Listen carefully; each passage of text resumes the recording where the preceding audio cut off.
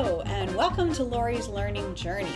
Today we ask the question, what can we learn from Judd Apatow?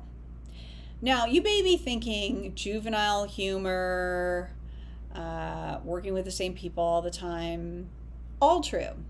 Here's what I learned from Judd Apatow. Judd Apatow has these two books. One is called Sick in the Head, and the other is Sicker in the Head. And it's all interviews with comedians. Now, I don't know if you know this about Judd Apatow. When he was in high school, he got super obsessed with comedy and also super obsessed with having a life where you make money because his parents were getting divorced and it was kind of his coping mechanism. So he had this radio show in high school, and he would call up famous comedians like Jerry Seinfeld and say, "Hello, this is Judd Apatow from W blah blah blah radio, and I'd love to interview you." And Seinfeld's like, "Okay." And then they don't realize it's literally a high school kid in his basement going, how did you become a comedian and what do you do?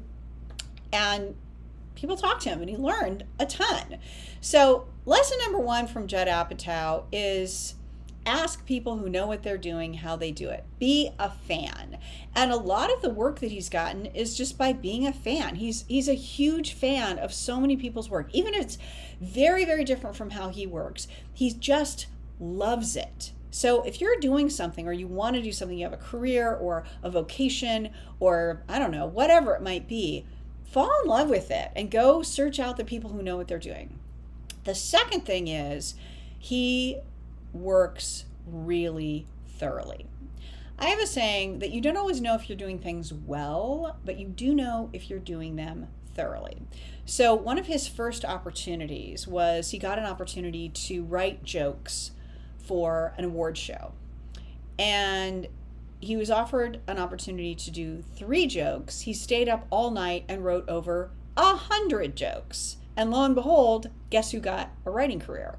So another thing he does is when he's doing a joke scene in a movie, he writes at least, I don't know, however many jokes. And then he picks the top whatever joke. So let's say he's written 50 jokes. He's picking the top 8 for each character. So let's say these are 2 characters. And this character says this, and this character says that. And he shoots as many of those jokes as he can individually. So it's like, hello, this is me. Hello, this is me. And then he asks the actors, do you have any other jokes? Crew, any other jokes? So they shoot multiple takes of the same scene with jokes. Then, when he tests it in front of an audience, he has a little tally sheet. There's a thing with comedians called jokes per minute, where like, how many laughs did I get? So he thinks he has 200 laughs, maybe only has 100 the first time he shows it. So he goes through those scenes with the jokes, and he figures out which ones aren't getting a laugh, and then he substitutes in a different joke, because he's already shot a whole bunch of them, and he just keeps doing that until he gets all the laughs out of the movie. That is thorough. And lastly, he's not afraid to admit what he's not good at. He is not the most evolved, emotionally mature person, which he admits, and he owns it. And it makes him very charming and likable because when someone else says, I'm not perfect, it gives you permission to not be perfect too. And that's really where intimacy comes from. Like, oh my gosh, you have this flaw? Well, I have this flaw. Well, let's talk. Let's be friends. Yay. So that's what I learned from Judd Apatow. What do you think?